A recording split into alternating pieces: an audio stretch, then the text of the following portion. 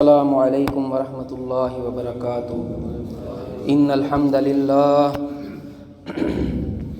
نحمده ونستعینه ونستغفره ونعوذ باللہ من شرور انفسنا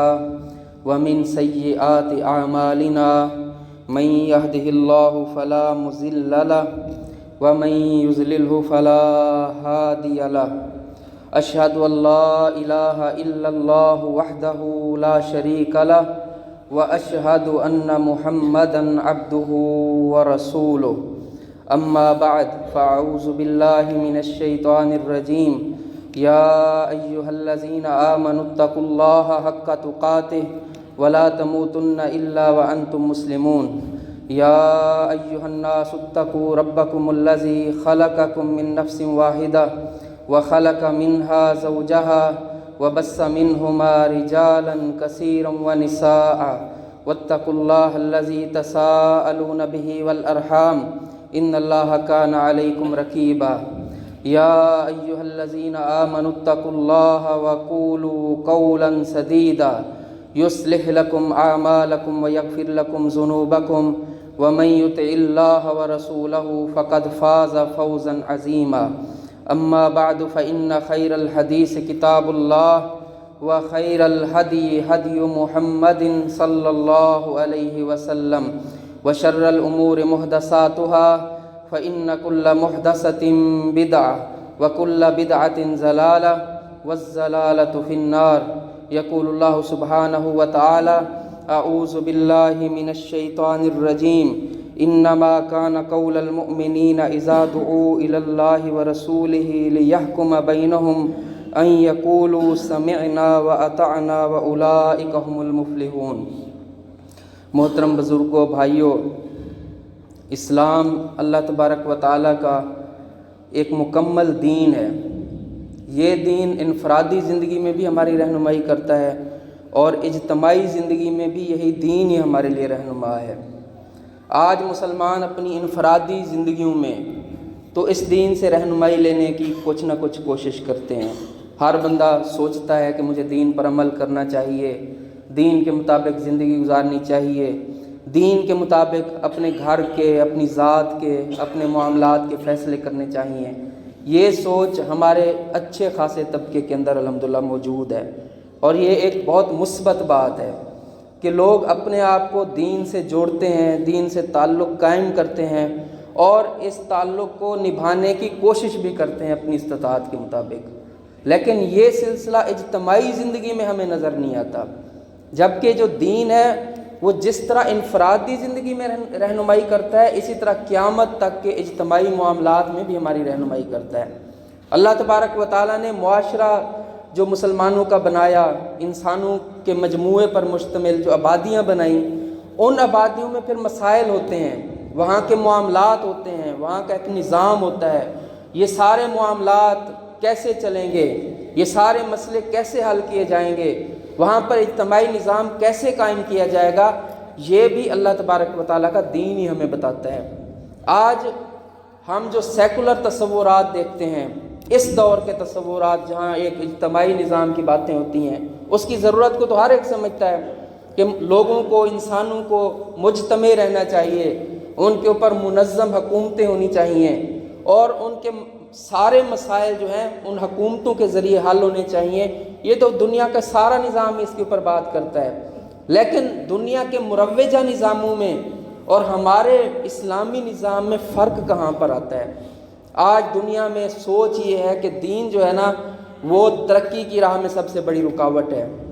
دین مختلف ہے اور سیاست مختلف ہے، دین مختلف ہے، ریاست مختلف ہے۔ دین کا ریاست کے معاملات میں کوئی تعلق نہیں ہے، یہ ایک باقاعدہ نظریہ اور سوچ ہے جس کو پروان چڑھایا جاتا ہے، اور سارے نظام اسی سوچ کی بنیاد کے اوپر ہیں کہ فیصلے انسانوں کو کرنے چاہیے، فیصلوں کی جو صلاحیت ہے، قوت ہے، وہ انسانوں کے پاس ہونی چاہیے۔ انسان اپنی اکثریتی رائے کے ساتھ جو فیصلہ کر دیں وہ نظام ہونا چاہیے۔ یہ آج کے نظاموں کی خرابیوں میں سے خرابی ہے، جبکہ اسلام ہمیں کیا کہتا ہے؟ جس طرح انفرادی زندگی میں اسلام فیصلے کرے گا، دین فیصلے کرے گا، اسی طرح اجتماعی امور کے اندر بھی فیصلہ دین کو کرنا چاہیے۔ اس لیے اللہ تعالیٰ نے فرمایا وَمَن يَبْتَغِ غَيْرَ الْإِسْلَامِ دِينًا فَلَن يُقْبَلَ مِنْهُ وَهُوَ فِي الْآخِرَةِ مِنَ الْخَاسِرِينَ، جو اسلام کو چھوڑ کر کسی بھی دین کو اختیار کر لے گا تو اس کو کوئی اس کا فائدہ نہیں ہوگا، اس کی کسی ایفرٹ کو قبول نہیں کیا جائے گا، اس کا کوئی کام جو ہے وہ کنارے نہیں لگے گا، فائدہ مند ثابت نہیں ہوگا، اور آخرت میں تو ایسے لوگ نقصان اٹھانے والوں میں سے ہوں گے۔ اس لیے اللہ کے نبی صلی اللہ علیہ وسلم نے ہمیں اپنی زندگی سے ایک اجتماعی معاشرے کی مثال پیدا کر کے دکھا دی۔ آپ نے محنت کی، کوشش کی،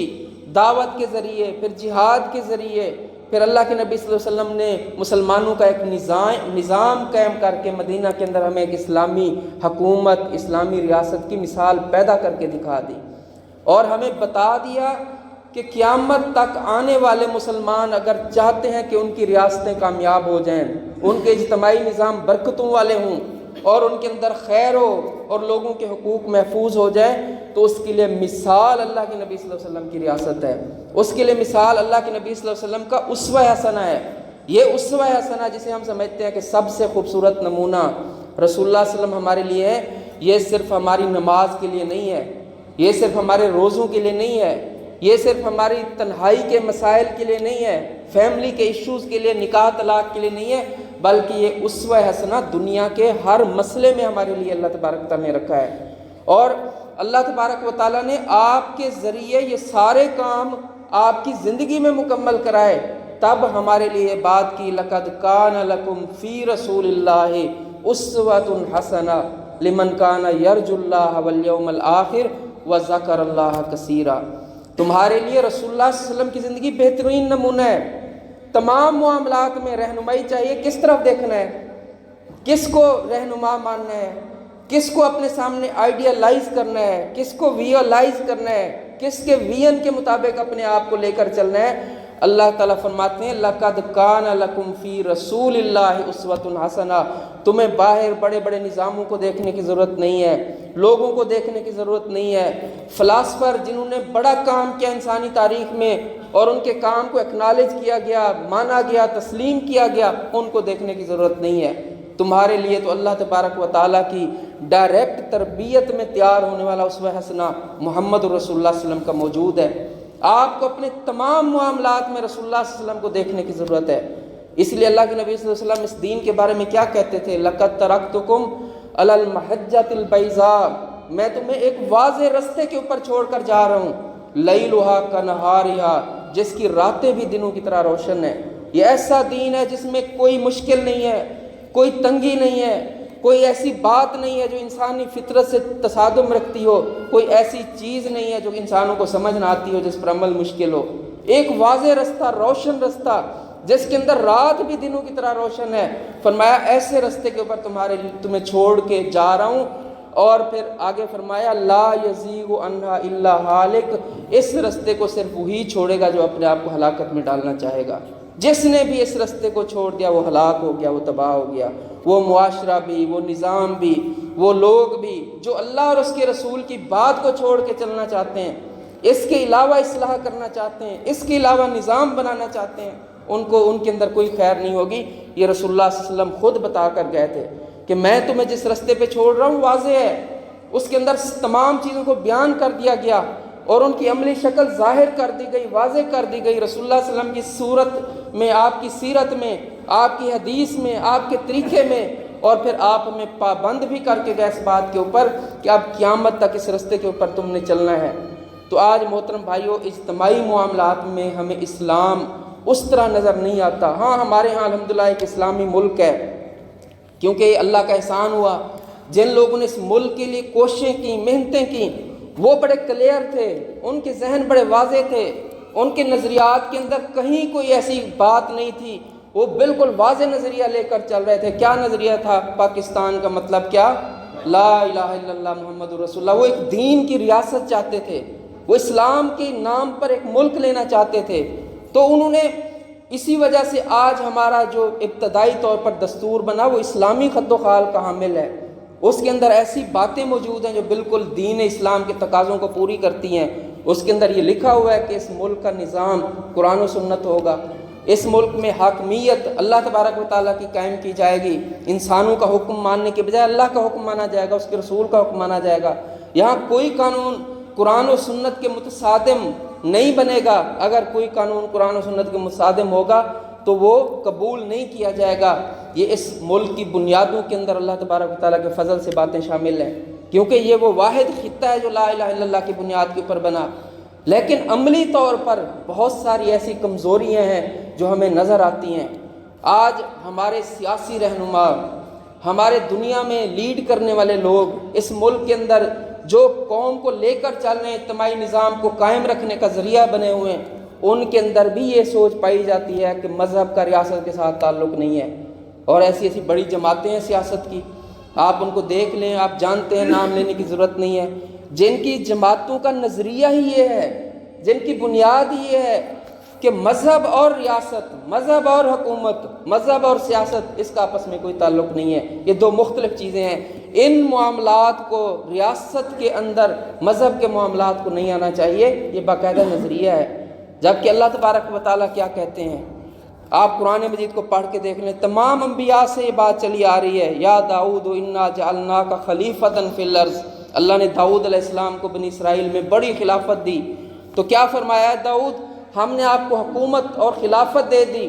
اب انسانوں کے معاملات آپ سے وابستہ ہو گئے، اجتماعی نظام آپ کے ہاتھ میں آ گیا، تو آپ نے کیا کرنا ہے، فَحْكُمْ بَيْنَ النَّاسِ بِالْحَقِّ،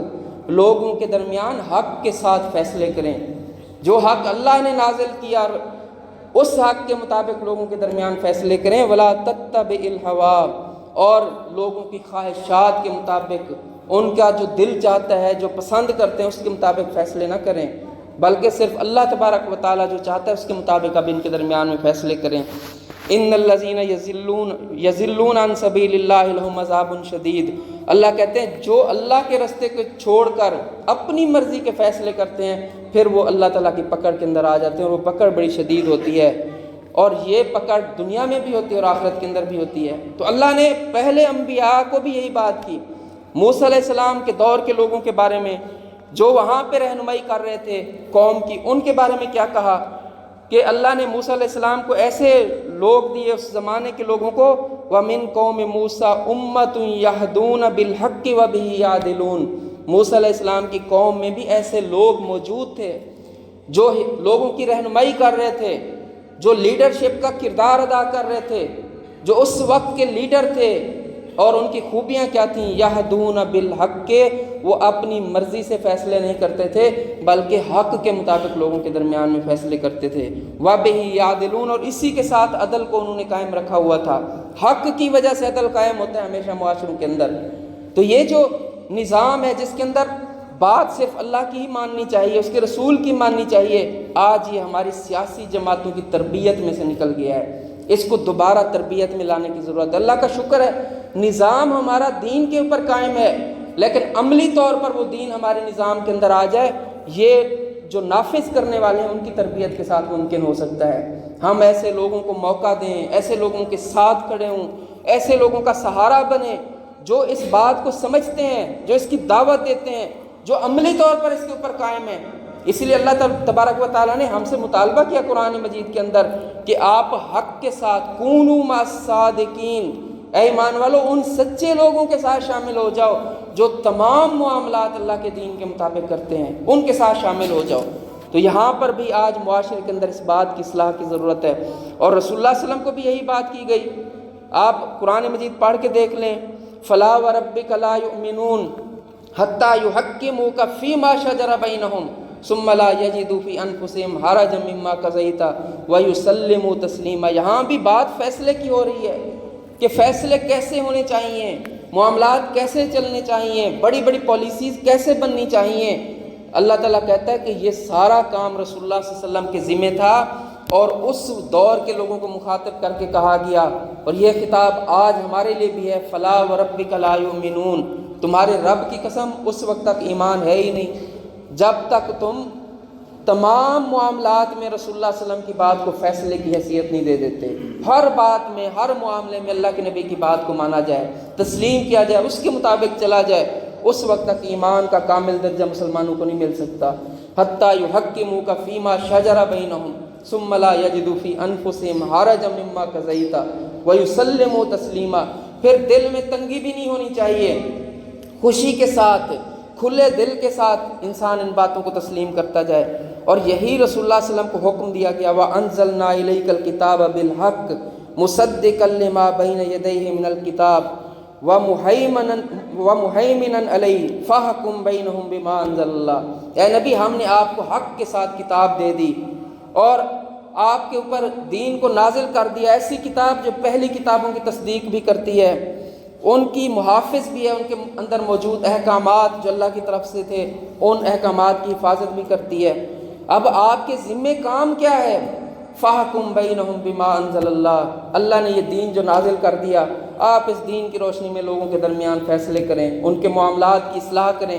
جو بھی معاملہ وہ آپ کے پاس لے کر آئیں اس دین کی بنیاد کے اوپر اس کو حل کریں. بما انزل اللہ میں کیا چیزیں شامل ہیں؟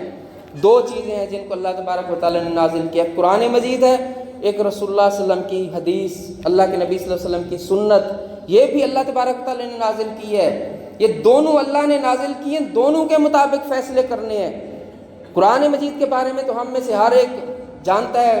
کہ وہ وحی ہے، وہ اللہ کی طرف سے آیا، اس کی تلاوت کی جاتی ہے. حدیث کے بارے میں منکرین حدیث، فتنہ پرور لوگ یہ بات کہتے ہیں کہ یہ وحی نہیں ہے، حالانکہ رسول اللہ صلی اللہ علیہ وسلم کو قرآن میں اللہ تبارک تعالیٰ نے کئی جگہ پر بیان کر دی، یہ بات واضح کر دی. فرمایا کہ اللہ کے نبی صلی اللہ علیہ وسلم کا سٹیٹس یہ ہے، آپ بات ہی نہیں کرتے، ما ینطق عن الہوا ان هو الا وحی یوحی. آپ اس وقت تک بات ہی نہیں کرتے جب تک وحی نہ کی جائے. جو بھی بات آپ کے منہ سے نکلتی ہے وہ وحی ہے، آپ کا عمل بھی وحی ہے، آپ کا قول بھی وحی ہے. آپ کے سامنے کوئی کام ہوا، آپ نے اس کی تصدیق کر دی، اس کو جاری رکھا، اسے منع نہیں کیا، یہ بھی وحی کی شکل میں سے ایک وحی ہے. تو یہ سارا کچھ جو اللہ کے نبی صلی اللہ علیہ وسلم کی احادیث ہیں یہ بھی وحی ہے، کیونکہ رسول اللہ صلی اللہ علیہ وسلم وحی کے بغیر بات ہی نہیں کرتے تھے، وحی کے بغیر کام ہی نہیں کرتے تھے. آپ کو پابند کیا گیا تھا کہ اے نبی آپ بھی عمل کریں بما انزل اللہ الیک، جو اللہ نے آپ کے اوپر نازل کیا اس کی پابندی کریں، اس کے مطابق چلیں. اور اسی طرح آپ صلی اللہ علیہ وسلم نے اپنی حدیث کے اندر بھی فرما دیا الا انی اوتیت القرآن کتابا ومثلہ معہ، مجھے ایک کتاب دی گئی ہے اور ایک کتاب کے سٹیٹس کی ایک اور چیز بھی دی گئی ہے. وہ کیا ہے؟ وہ اللہ کے نبی صلی اللہ علیہ وسلم کی حدیث ہے. کتاب تو ہم جانتے ہیں کہ قرآن مجید کے لیے لفظ استعمال ہوتا ہے، وہ جو کتاب کے سٹیٹس کی چیز ہے.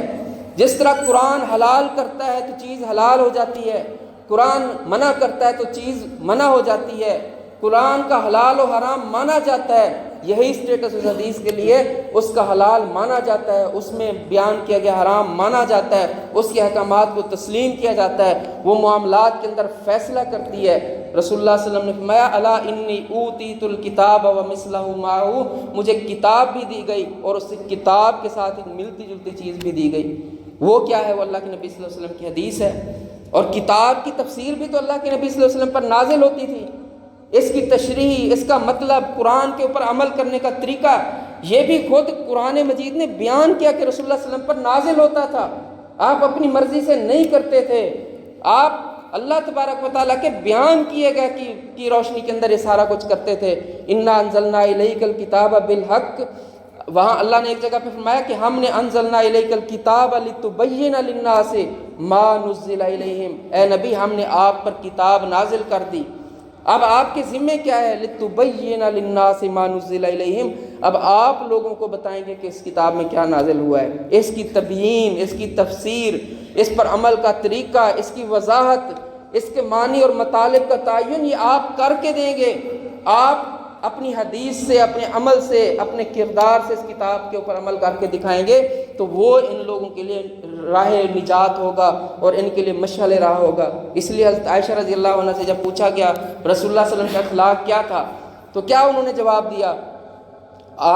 حضرت عائشہ نے فرمایا کہ آپ کا جو اخلاق تھا کان خلقہ القرآن، پورا قرآن رسول اللہ صلی اللہ علیہ وسلم کا اخلاق تھا. آپ کا اخلاق اور قرآن مجید یہ دونوں ایک دوسرے کی تفسیر تھے. جس طرح قرآن میں بیان کیا گیا تھا عملی طور پر رسول اللہ صلی اللہ علیہ وسلم اس کا ایک نمونہ تھے.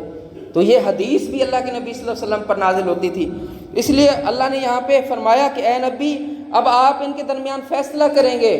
اللہ نے آپ کو ایک اجتماعی نظام دے دیا اس فیصلے میں بنیاد کیا ہوگی، کس چیز پر فیصلہ ہوگا؟ کیا ان کی خواہشات کو مانا جائے گا؟ کیا ان کے قبیلوں کو دیکھا جائے گا؟ کیا رشتہ داریوں اور تعلقات کو دیکھا جائے گا؟ یہ کس قبیلے کا ہے، یہ اشرافیہ میں سے ہے، یہ غریب ہے، یہ امیر ہے، یہ حاکم ہے، یہ محکوم ہے، اس کے مطابق فیصلے بدل جائیں گے؟ ان کی خواہشات کے مطابق نظام بدلتا رہے گا؟ فرمایا نہیں، آپ ان کے درمیان فیصلہ کریں، فَحْكُمْ بَيْنَهُمْ بِمَا أَنزَلَ اللَّهُ، جو اللہ نے نازل کیا اس کے مطابق فیصلہ کر دیں، وَلَا تَتَّبِعْ أَهْوَاءَهُمْ أَمَّا جَاءَكَ مِنَ الْحَقِّ، اور ان کی خواہشات کو حق کے مقابلے میں بالکل تسلیم نہ کریں۔ تو اللہ کے نبی صلی اللہ علیہ وسلم نے پھر اس کے مطابق فیصلے کیے، اللہ کے نبی صلی اللہ علیہ وسلم نے اس کے مطابق اس دین کے اوپر ایک نظام قائم کر کے دکھایا جس میں سب برابر تھے، مساوات تھی۔ اس اسلامی اجتماعی نظام کی بہت بڑی خوبی مساوات اور برابری تھی۔ یہ خوبی قرآن نے بھی بیان کی ہے، فرمایا کہ تمہارا آپس میں ایک دوسرے سے مختلف ہونا، رنگ کی بنیاد پر، نسل کی بنیاد پر، زبانوں کی بنیاد پر، یہ تو اللہ کی نشانیوں میں سے ایک نشانی ہے۔ اس کے اندر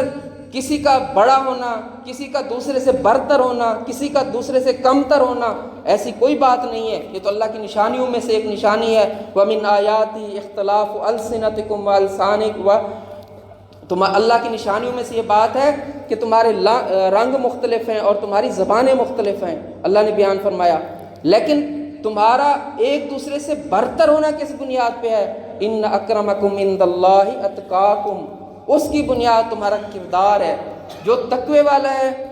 وہ دوسرے کے مقابلے میں اللہ کی نگاہ میں بہتر ہے، لیکن دنیا میں وہ بھی دوسرے لوگوں کی طرح ہی ہے، اس کے ساتھ معاملات فیصلہ کرتے وقت اسی طرح ہی کیے جائیں گے۔ جب انصاف کی بات ہوگی تو اس کے ساتھ بھی برابر انصاف کیا جائے گا۔ یہ اللہ تبارک تعالیٰ کا نظام تھا جو رسول اللہ صلی اللہ علیہ وسلم نے قائم کیا۔ اسی لیے اللہ کے نبی صلی اللہ علیہ وسلم کے پاس جب ایک فاطمہ نام کی عورت نے ایک جرم کیا چوری کا، تو لوگوں نے کہا کہ یہ اچھے قبیلے کی معروف عورت ہے، پھر عورت ہے، اگر اس کا ہاتھ کاٹ دیا گیا، شریعت اس کے اوپر نافذ کر دی گئی تو یہ تو معاشرے میں بیچاری کے لیے جینا مشکل ہو جائے گا۔ لوگوں کو قائل کیا گیا کہ رسول اللہ صلی اللہ علیہ وسلم کے سامنے سفارش کی جائے، مختلف لوگوں کو کہا گیا، کوئی نہ مانا۔ پھر اللہ کے نبی صلی اللہ علیہ وسلم کے سب سے قریبی اسامہ بن زید، جس سے آپ بہت زیادہ پیار کرتے تھے، ان کو قائل کیا گیا، تو وہ آ کر اللہ کے نبی صلی اللہ علیہ وسلم سے سفارش کرتے ہیں۔ اللہ کے نبی صلی اللہ علیہ وسلم نے انہیں کیا جواب دیا؟ اتشفع فی حد من حدود اللہ، کیا تو اس لائق اپنے آپ کو سمجھتا ہے؟ اتنی جرت کر لی کہ اللہ کی حدوں میں سے کسی حد کے اندر آ کر سفارش کر رہا ہے۔ لو فاطمہ بنت محمد سرقت لقطعت یدہا، اللہ کی قسم اگر فاطمہ بنت محمد بھی چوری کرتی، اسلام تو ایسا نظام دیتا ہے اس کے اندر ان کا ہاتھ بھی کاٹ دیا جاتا۔ یہ نہ دیکھا جاتا کہ رشتہ کتنا عظیم ہے، خاندان کتنا عظیم ہے، تعلق کہاں بنتا ہے۔ آج ہمارے معاشرے کے اندر تو یہ بات نہیں ہے، یہاں تو سلیکٹیو جسٹس ہے۔ جو انصاف کا نظام ہے وہ طبقات کے اعتبار سے مختلف ہے، غریب آدمی کے لیے انصاف کا نظام مختلف ہے، امیر کے لیے انصاف کے ضابطے بالکل مختلف ہیں، وہاں قانون بھی بدل جاتے ہیں، وہاں نظام بھی بدل جاتے ہیں۔ جبکہ اللہ تعالیٰ کیا کہہ رہا ہے؟ فَحْكُمْ بَيْنَ النَّاسِ، اے نبی آپ لوگوں کے درمیان فیصلہ کریں، بالحق، حق کے ساتھ فیصلے کریں، انصاف کو قائم کریں۔ اسلام اس مساوات کا دین ہے جس میں ویسے معاشرے میں انسانوں کے حقوق کے اعتبار سے، ان کے درمیان فیصلے کے اعتبار سے تمام انسان برابر ہیں۔ ہاں اللہ کی نگاہ میں جس کے اندر تقوی زیادہ ہے وہ اونچے مقام کے اوپر فائز ہے، اور اس کے مطابق دنیا میں بھی اس کو عزت اللہ تبارک و تعالیٰ نے دی ہے۔ رسول اللہ صلی اللہ علیہ وسلم نے خود فرمایا انزل الناس منازلہم، لوگوں کو ان کے منازل مراتب کے اعتبار سے ٹریٹ کرنا چاہیے، اور یہ اللہ کے نبی کرتے تھے۔ ایک شخص جس کو اللہ نے دین کی صلاحیت دی، علم دیا، معاشرے میں اس کو معروف کیا اور لوگ اس سے محبت کرتے ہیں، اس کا احترام اور طرح سے ہوتا ہے، اس کے ساتھ محبت اور طرح سے ہوتی ہے، اس کے ساتھ تعلق اور طرح سے ہوتا ہے۔ ایک مسلمان عام انسان جو سادہ ہے، اتنی دین کی سمجھ نہیں رکھتا، محبت اس سے بھی ہے، احترام اس کا بھی ہے، حق اس کے بھی ہیں، لیکن تعلق کا لیول فرق ہو جاتا ہے۔ اور رسول اللہ صلی اللہ علیہ وسلم نے یہ بات کی کہ یہ اس میں کوئی ایسا مذائقہ نہیں ہے، لیکن جب فیصلے کی بات آئے گی، جب انسانی معاشرے کے درمیان انصاف کی بات آئے گی، پھر مساوات ہوگی، پھر برابری ہوگی۔ یہ نہیں دیکھا جائے گا کہ جس کے متعلق فیصلہ کیا جا رہا ہے اس کا سٹیٹس معاشرے کے اندر کیا ہے، اس کا خاندان کیا ہے، اس کا معاشرتی بیک گراؤنڈ کیا ہے، اس کی ایفیلیشن کس جماعت کے ساتھ ہے۔ وہ کن لوگوں کے ساتھ اٹھتا بیٹھتا ہے، معاشرے میں وہ کس طبقے کے اندر شامل ہے، یہ نہیں دیکھا جائے گا، انصاف اور عدل کو قائم کیا جائے گا۔ تو یہ اجتماعی نظام کی بڑی خوبیوں میں سے خوبی ہے جو اللہ تبارک و تعالیٰ نے اسلام کو دی ہے کہ یہاں پر فیصلے دین پر ہوتے ہیں، اور یہاں پر فیصلے مساوات کی بنیاد پر ہوتے ہیں، اور یہاں پر فیصلے انصاف کی بنیاد پر ہوتے ہیں۔ انصاف کتنا کیا جاتا ہے یہ بھی قرآن مجید نے خود بیان کر دیا، فرمایا کہ تم انصاف کرو وَلَوْ عَلَىٰ أَنفُسِكُمْ، چاہے یہ انصاف تمہارے اپنے خلاف ہی کیوں نہ جاتا ہو، انصاف کو قائم کیا جائے گا، چاہے وہ انصاف کرنے والے انسان کے اپنے خلاف ہی وہ فیصلہ کیوں نہ ہو۔ یہ اسلام نے وَلَا يَجْرِمَنَّكُمْ شَنْآنُ قَوْمٍ عَلَىٰ أَلَّا تَعْدِلُوا اعْدِلُوا هُوَ أَقْرَبُ لِلتَّقْوَىٰ، تم ہر حال میں عدل اور انصاف کو قائم کرو، کیونکہ یہی تقویٰ ہے، یہی تقویٰ کے قریب بات ہے کہ ہر حال میں عدل قائم کیا جائے، انصاف قائم کیا جائے۔ اور تمہارے سامنے اگر دشمن بھی کھڑا ہوا ہے، اس دشمن کی دشمنی، اس کے تمہارے ساتھ خراب تعلقات، وہ تمہیں مجبور نہ کریں کہ تم انصاف کے دامن کو چھوڑ دو۔ فرمایا وَلَا يَجْرِمَنَّكُمْ شَنْآنُ قَوْمٍ عَلَىٰ أَلَّا تَعْدِلُوا، کسی قوم کی، قبیلے کی، کسی شخص کی دشمنی تمہیں عدل کرنے سے پیچھے جانے پہ مجبور نہ کرے، دشمنی اس کے اندر حائل نہیں ہونی چاہیے۔ اعْدِلُوا هُوَ أَقْرَبُ لِلتَّقْوَىٰ، تمہیں عدل کرنا ہے کیونکہ یہ عدل ہی تقویٰ کے قریب ہے، اور تقویٰ ہی کامیابی کا معیار ہے اللہ تبارک و تعالیٰ کے یہاں۔ یہ اسلام کا وہ اجتماعی نظام ہے، پھر اس میں ساری خوبیاں ہیں۔ آج جو انسان اپنی سوچ سے سوچ سکتے ہیں نا کہ اس نظام میں جو ہم نے اختیار کیا یہ خوبی بھی ہے، یہ بھی خوبی ہے، وہ جتنی خوبی ہیں وہ ساری کی ساری اسلام کے نظام اجتماعی کے اندر پہلے سے موجود ہیں، کیونکہ یہ نظام اللہ نے دیا ہے۔ وہ رب جس نے انسانوں کو پیدا کیا وہ سب سے زیادہ جانتا تھا کہ انسانوں کی ضروریات کیا ہیں، اس لیے جو نظام اس نے دیا وہ انسانی معاشرے کی تمام ضروریات کو پورا کرتا ہے اور پورا کرنے کی صلاحیت رکھتا ہے۔ اس لیے جب اسلام کا یہ اجتماعی نظام قائم تھا رسول اللہ صلی اللہ علیہ وسلم کے زمانے میں، آپ پورا زمانہ نکال کر دیکھ لیں کتنی حدود آپ کو ملتی ہیں جو قائم کی گئی اللہ کے نبی کے دور میں۔ اس سے اندازہ ہوتا ہے نا معاشرے میں امن کیسا تھا، جرائم کی ریشو کیا تھی، شرح کیا تھی، وہاں پر کتنی زیادہ بد امنی تھی، یہ ہم اندازہ لگا سکتے ہیں۔ کتنی کوئی حدود آپ کو لگتی ہیں جو رسول اللہ صلی اللہ علیہ وسلم کے زمانے میں قائم ہوئی ہوں گی۔ چند مثالیں، چوری کی ایک آدھ حد آپ کو ملتی ہے، بدکاری کے اوپر آپ کو ایک یا دو شخصوں کے واقعات ملتے ہیں جن کے اوپر حد قائم کی گئی، چند حدود۔ اس کی وجہ یہ ہے کہ جرم ختم ہو جاتا ہے جب انصاف معاشرے کے اندر آتا ہے۔ یہ محاسن ہے اسلام کے نظام کے، یہ خوبیاں ہیں، یہ وہ بڑی بڑی چیزیں ہیں جو اللہ تبارک و تعالیٰ نے اس نظام کے ذریعے سے انسانوں کو دی تھیں، کیونکہ وہ رب العالمین ہے، وہ جانتا تھا کہ ان کی ضرورتیں کیا ہوں گی۔ پھر حقوق دیکھ لیں، وہاں جب فیصلے ہوتے تھے اس اجتماعی نظام میں تو لوگوں کے حقوق محفوظ تھے۔ عمر رضی اللہ عنہ نے اپنے دور حکومت میں فیصلہ کیا، ایک مسلمان اور یہودی کے درمیان فیصلہ تھا، یہودی حق پر تھا، اس کا حق اس کو دلایا گیا، مسلمان کے مقابلے میں اسلامی ریاست میں، اسلامی خلافت میں یہودی کے حق کو تسلیم کیا گیا۔ یہ وہ انصاف کا نظام تھا، یہ وہ اجتماعی صورتحال تھی جو اسلام نے ہمیں دی تھی۔ آج ضرورت اس بات کی ہے کہ ہم اپنے اس نظام کو بھی صحیح کرنے کی کوشش کریں۔ یہ دعوت کے ساتھ ہوگا، یہ اصلاح کے ساتھ ہوگا، یہ لوگوں کے ذہن بنانے کے ساتھ ہوگا، یہ ایسے لوگوں کو آگے لے کر آنے کے ساتھ ہوگا جو اس بات کو سمجھتے ہیں، جو اس نظام کو صحیح کرنا جانتے ہیں، جو اس کی خرابیوں کو پہچان کر ان کے اندر اصلاح کا رستہ جن کے سامنے واضح ہے ان کے ساتھ کھڑا ہونے کے ساتھ یہ اصلاح ہونی ہے۔ اس لیے آج ہم میں سے ہر ایک کو کردار ادا کرنا چاہیے، آگے بڑھنا چاہیے اور معاشرے کے اس اصلاح کے کام میں بڑھ چڑھ کر پیش ہونا چاہیے، تاکہ اللہ تبارک و تعالیٰ وہ جو اسلامی اجتماعی زندگی کے ثمرات ہیں وہ ہمارے ملک کو دے اور ہمارے مسئلے بھی حل ہوں۔ ہم ابھی تک پھنسے ہوئے لوگوں کے حقوق یہاں محفوظ نہیں ہیں، ہم پھنسے ہوئے، آپس کے اختلاف ختم نہیں ہوتے،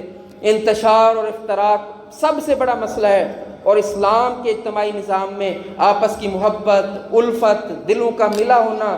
اور اتفاق یہ سب سے بڑی خوبی ہے۔ آج ہمارے ہاں جو نظام یہاں چلتے ہیں، جو ان کے اندر خرابیاں پیدا ہو چکی ہیں، ان کے اندر یہ بات ہے کہ چلتا ہی افتراق کے اوپر ہے، انتشار کے اوپر ہے، ایک دوسرے کے ساتھ وہ محبتیں نہیں ہیں، وہ تعلقات نہیں ہیں، وہ خیر خواہی نہیں ہے، جبکہ اسلام کا سارا نظام خیر خواہی کے اوپر بنیاد رکھتا ہے۔ رسول اللہ صلی اللہ علیہ وسلم نے اپنی حدیث کے اندر فرمایا الدین النصیحہ، اگر کوئی ایک لفظ میں دین کو سمجھنا چاہے کہ دین کیا ہے، دین کا تصور کیا ہے، فرمایا الدین النصیحہ، پورا دین خیر خواہی کے اوپر مشتمل ہے۔ کس کی خیر خواہی؟ رسول اللہ صلی اللہ علیہ وسلم سے سوال کیا گیا، فرمایا للہ ولرسولہ ولائمۃ المسلمین وعامتہم، یہ 4 مختلف چیزیں بیان کر دیں۔ سب سے پہلے یہ ہے کہ انسان اپنے رب کے ساتھ مخلص ہو، خیر خواہ ہو، جو حق اللہ کا ہے اس کو پورا کرنے والا ہو۔ پھر اپنے نبی کے ساتھ مخلص ہو، نبی کی خیر خواہی یہ ہے کہ نبی کے ساتھ ہمارا تعلق وہ ہو جو اللہ تبارک و تعالی ہم سے چاہتا ہے، آپ کو مانا جائے، آپ کی اطاعت کی جائے، آپ سے محبت کی جائے، آپ کی عزت اور احترام کیا جائے، یہ ساری چیزیں خیر خواہی کے اندر ہیں۔ وَلِأَئِمَّةِ الْمُسْلِمِينَ وَعَامَتِهِمْ، پھر فرمایا کہ مسلمانوں کے اندر جو رہنما ہیں، جو ائمہ ہیں، جو حکومتیں ہیں، جو ایک ایسے لوگ ہیں رہنمائی کر سکتے ہیں، ان کے ساتھ بھی خیر خواہی کے ساتھ معاملہ پیش کیا جائے، ان کی اچھی باتوں کو مانا جائے، ان کی بری باتوں میں صبر کیا جائے، ان کی خرابیوں کے اوپر جو اصلاح کر سکتا ہے وہ اصلاح کرے، جو اصلاح نہیں کر سکتا وہ خاموشی کے ساتھ ان کے لیے دعا کرتا رہے، یہ ان کے ساتھ خیر خواہی ہے۔ ظلم میں ان کا ساتھ نہ دینا اور صبر کے ساتھ اس کو برداشت کرنا اور حق اور انصاف میں ان کے ساتھ کھڑے ہو جانا، یہ خیر خواہی ہے۔ وَعَامَتِهِمْ، پھر فرمایا کہ تمام انسانوں کی خیر خواہی اس دین کے ساتھ جڑی ہے، جو انسان بھی ہے اس کے حق کا خیال رکھا جائے، اس کے ساتھ ظلم نہ ہو، اس کا حق غصب نہ ہو، اس کے ساتھ کوئی بھی طاقتور ناانصافی نہ کر سکے، یہ اللہ تبارک و تعالیٰ کے دین کی خوبی ہے۔ اور یہ ایک الفاظ میں، ایک لفظ کے اندر رسول اللہ صلی اللہ علیہ وسلم نے دین کی تعبیر بیان کر دی کہ سارا دین ہی خیر خواہی کے اوپر مشتمل ہے، اور معاشرے کی خیر خواہی اسی کے اندر ہے کہ اس دین کے ساتھ جڑ جائیں، اس کی دعوت کو اس عملی طور پر لے کر اپنے اجتماعی معاملات میں، انفرادی معاملات میں ہر جگہ پر نافذ کریں۔ اللہ تبارک تعالی ہمیں توفیق دے کہ ہم اپنی اصلاح کر سکیں، اپنے معاشروں کی اصلاح کر سکیں، اور اس ملک کو جو لا الہ الا اللہ کی بنیاد پر بنا اس کی اصلاح کر کے یہاں مسلمانوں کے اجتماعی فائدے کے لیے کام ہو سکیں۔ اللہ تبارک و تعالی قبول فرمائے، توفیق دے۔ اقول قولی